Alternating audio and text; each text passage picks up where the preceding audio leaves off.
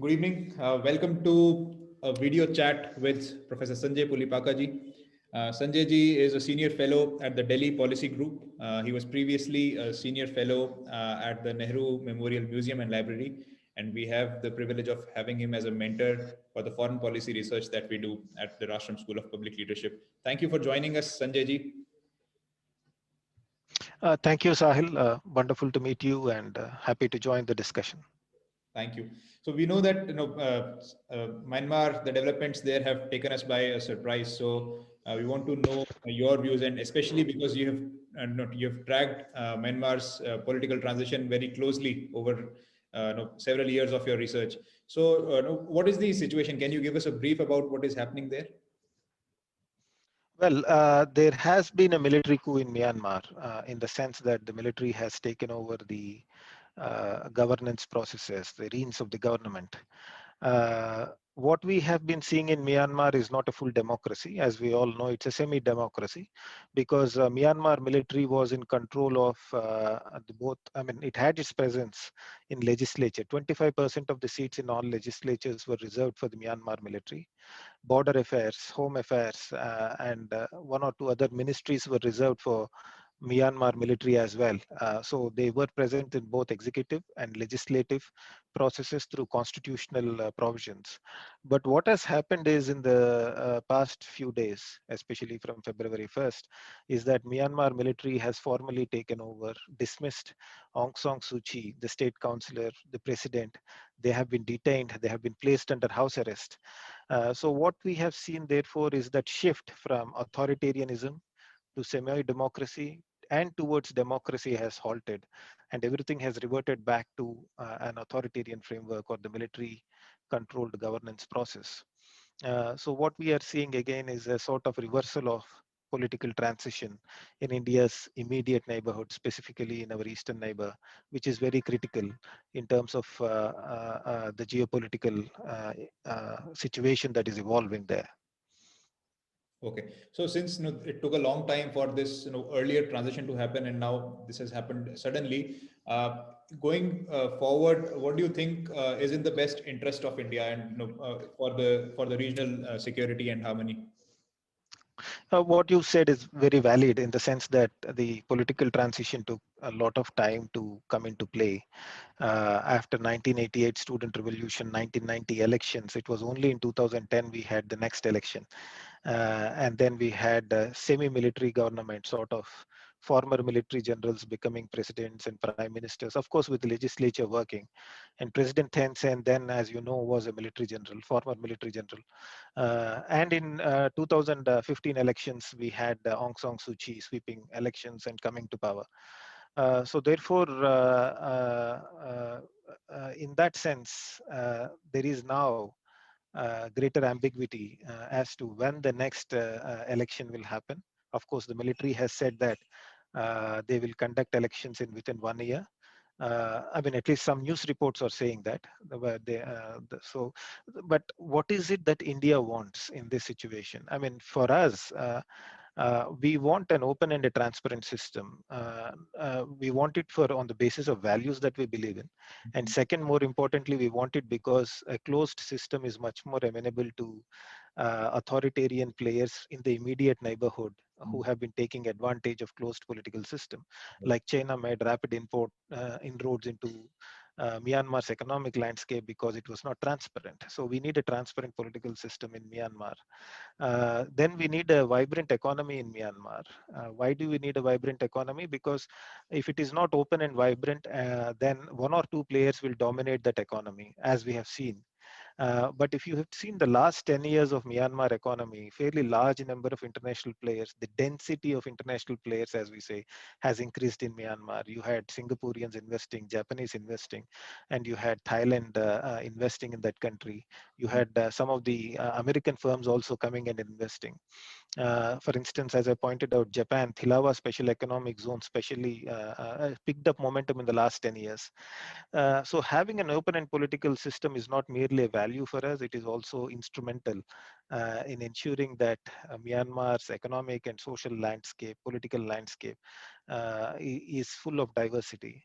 the diversity is maintained, and that diversity is useful for us in terms of ensuring the regional balance as well. So in that sense, those are the things that we would like to have. Further, in the last 10 years, if you noticed, Myanmar military was also interacting with various other militaries, whether it is US, Australian, or Indian. For instance, India gave them a submarine recently.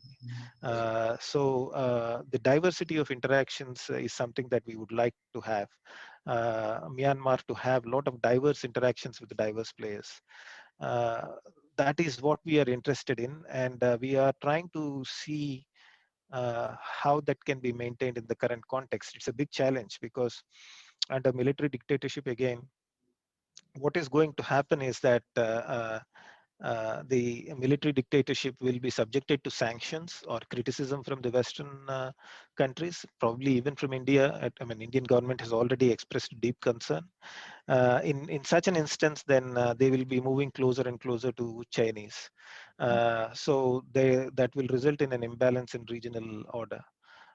So in that sense, what is it that we want from the situation from our neighbor is, as I pointed out, open and transparent system, open and transparent economic system, and also decentralized political apparatus, if not fully federal political apparatus. Why do we require a federal decentralized political system in Myanmar? Because in northern Myanmar, there is full-scale insurgencies that have been going on. Fairly large number of armed groups are operating. So a fairly large number of armed groups are operating and they're demanding that they should participate in the government process. A decentralized process will help it. I'm not using the word fully federal because it has many connotations in Burma or Myanmar. Now with the centralized army, we don't know how the ethnic aspirations will get articulated in Myanmar. If there is greater violence in northern Myanmar along ethnic lines, it will have a spillover impact on Northeast India as well. So these are all the dynamics that we are looking at. So therefore, when Indian government says in its statement yesterday that we are deeply concerned, it is stemming from these variables of open, transparent political system, economy, polity in terms of decentralization, and then foreign policy, which is very balanced and maintains equidistance from major players. Right. So you've explained how intricately these issues are related to each other, whether it is Myanmar's internal security or whether it is economic activity in the region or whether overall the evolution of democratic states in this part of the world. Uh, and now that this has happened, the government's stand does not seem to be so strong.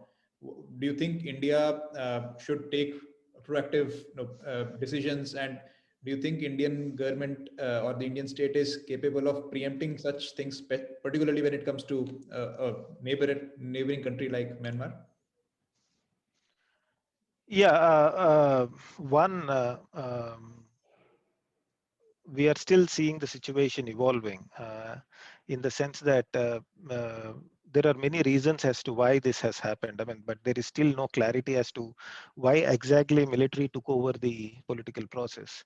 Because Aung San Suu Kyi has been advocating that military's presence in legislature should be reduced because 25% of the seats are reserved for the military. But the point is, even if you pass that legislation, to pass that legislation, you require 75% majority in the legislatures.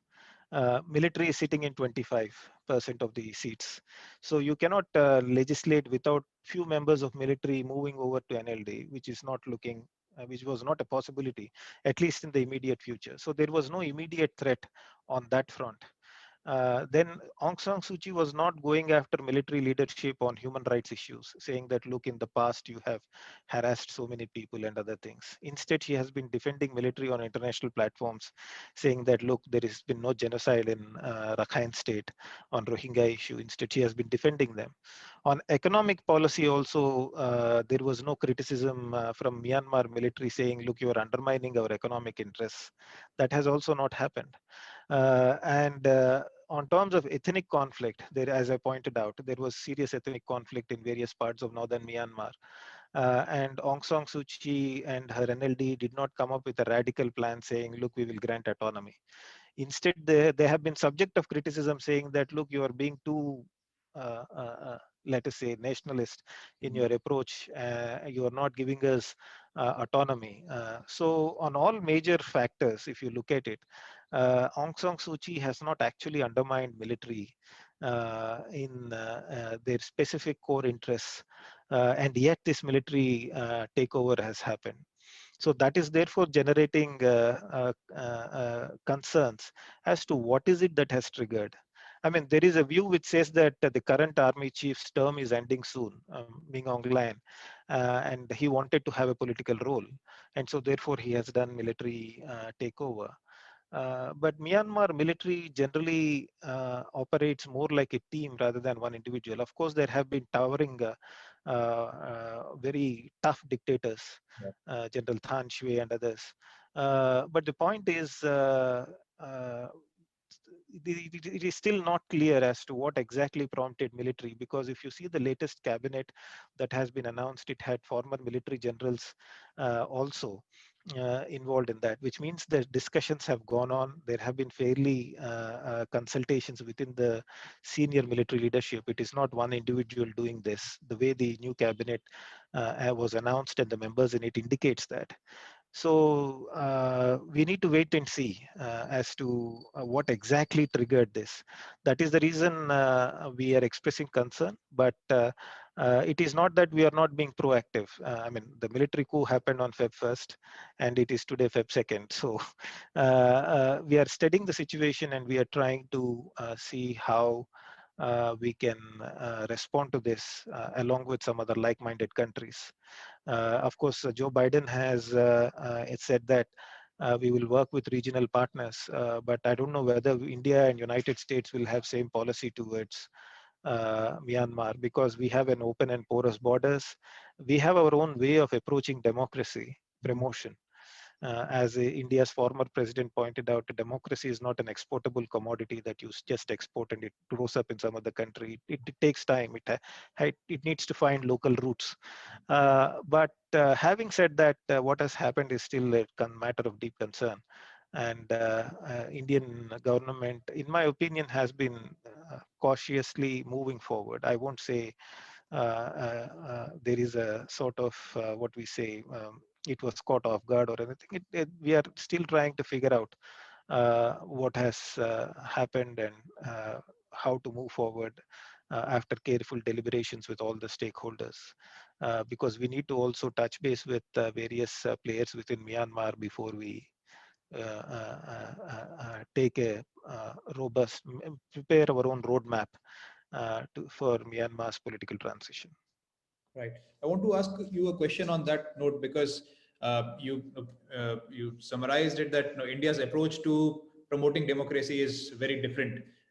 Do you think, as a power, we are ready to inspire or influence other countries? Because we have not taken military action yet. The world has not seen India being a military nation when it comes to promoting our idea outside India.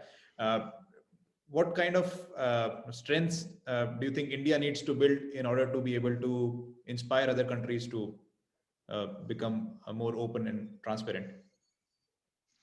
Well, power of example, as they say. I mean, people may criticize Indian democracy for various deficiencies, but the fact is that there are very few countries with this kind of diversity and with this kind of population and scale operating democracy for last more than 7 decades. So that itself is a big example. And I've traveled in Myanmar quite often, and they marvel at our political system. I mean, the Western newspapers may have a certain take on Indian democracy, but you look at our neighbors, irrespective of what their leaders may say, they genuinely marvel at the way we do things. And even at various levels in Myanmar, they try to understand our federal structure. How is it that we are able to distribute a state subject, central subject? In case of contest between state and central subjects, how do we deal with those things? What is the mechanism through which the finances are devolved?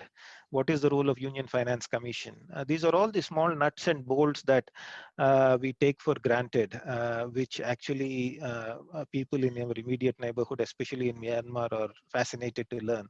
And there have been instances when they came to India to study these things in a more methodical manner. In that sense, our approach to democracy promotion has been through power of example, in the sense that fairly large number of people across the world, especially in the developing and other countries, look at it. I will to say, for instance, people in some of the civil society leaders in Myanmar used to tell me that, look, we study democracy in United States or Japan or other places, but we are closer to you, not merely geographically, but emotionally, and also in our ethnic and social makeups. So your democracy is a much better example for us to understand as to how things evolve.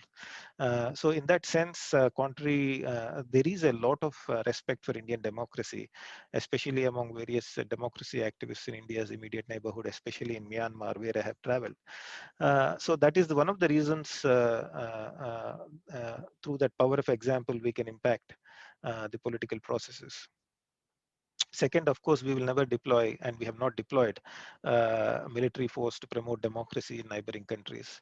As I pointed out, it's not an exportable commodity that you can suddenly supplant. But that doesn't mean that we don't do democracy promotion. We do democracy promotion. We do it in our own way. We do it because we recognize that various capacities are required to run a democratic framework. Take Myanmar, for instance. We run capacity building programs.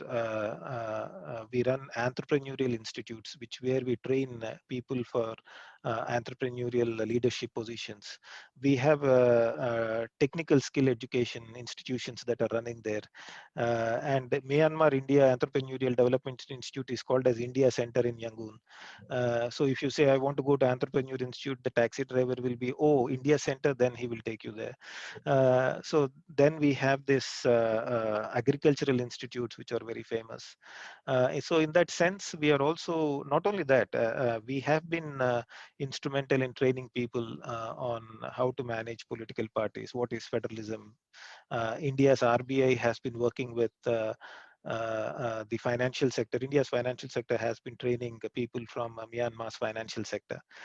So we are more our approach is not a big bang approach, the way you go do this glitzy stuff and then walk away without bothering about what has happened in the neighboring or the other countries. We are much more solid in terms of capacity building and those things. So our way of doing democracy promotion is different. We don't fit into the template of this big bang approach of some countries, but that's again a framework that they have given, and they say if you're not participating it, you are not participating in democracy promotion. We do in our own ways the democracy promotion. We create conditions under which democracy flourishes. That is what we are interested in. And we will teach them how we deal with our own challenges and our deficiencies. We don't tell them we are the perfect people on this planet. We tell them, look, we are working out things, come and see and learn from us. So that's how we go about it.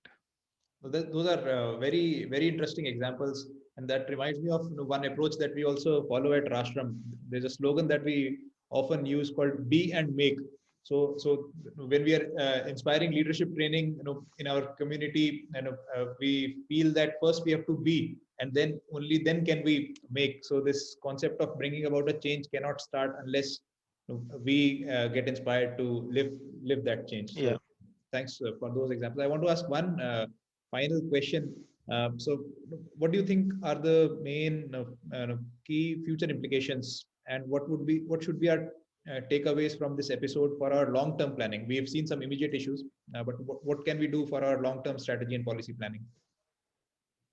One is that we need to keep track of these political developments much more closely. For instance, in other countries, if like in India's immediate neighborhood, Sometimes through default, you keep track of those things. But there are countries such as Myanmar or little extended neighborhood, as we say, immediate neighborhood and extended neighborhood. In the extended neighborhood, I think we should be able to first monitor political developments much more closely. Second is scaling up our networks of activity with various stakeholders. In any country, there are multiple stakeholders, multiple political players. It is important to map them clearly and see whether we are interacting with them on a regular basis. And fourth, more fundamental issue is how do you develop networks of economic interactions? It need not be dependencies.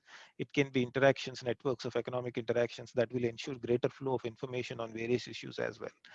And we have, for instance, to develop networks of economic interactions, for instance, we have reputed business management institutes. How about reserving some seats? Of course, I mean, reserving some seats from a neighborhood or creating special provisions so that some bright youngsters from neighborhood can come and participate in these IIMs and other big management institutes, so that it may look like a long-term plan, but it's a more durable long-term plan, because that kind of economic interactions in the longer run will result in positive spin-offs for us, and develop interactions between Indian business community and the neighborhood. And that's probably the best place to develop friendships among entrepreneurial people with entrepreneurial mindsets. In fact, the So government those are the kinds of things. Yeah. Pardon I me. think, in fact, the government of India has launched a program to invite PhD scholars from ASEAN countries to study at IITs. So that program has been. Precisely. And we also do terrific I-Tech programs under Ministry of External Affairs. We bring in a lot of people from government agencies. But the point is, we need to monitor these things in a much more closed manner, thorough manner, and more importantly, we are becoming a much more integrated world now. Yes. We should not hesitate to work with like-minded countries and exchange notes.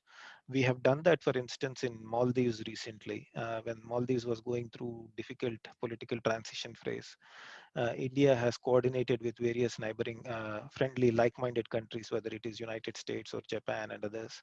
And today you see a change in Maldives. Similarly, in India's immediate neighborhood, we have been coordinating with Japan and United States. Say Bangladesh, for instance, where we are doing coordinated connectivity projects. So we should drop our hesitancy about engaging with other big powers. And we should be much more open and coordinate our actions. I think we are moving in that direction already. We have seen it in Maldives. Probably we will see it in Myanmar as well. Great. So thanks a lot for that. What I gather from you is that we have to become an example of the democratic values that we hold very dear to us. We have to build our state capacity to know in advance the kind of developments that are happening in our neighborhood, not just immediate neighborhood, but also extended neighborhood. We have to build people-to-people connections and a way where these linkages can be much stronger, much longer, much more durable. And I get a sense from you that we are moving in that direction. So thanks a lot for those inputs on this important development in the neighborhood. Thanks our viewers for watching this, and stay tuned for more updates on such matters of policy and leadership importance. Thanks a lot. Thank you, Sahilji, and good evening. Good luck. Okay, thank you. Thank you so much, Sanjay ji, for taking out the time on a very short notice. But this is an important topic, and I think I personally was not aware of so many nuances that are there in this episode. So thanks a lot for that. Thank you. Namaste. Thank you. Namaste.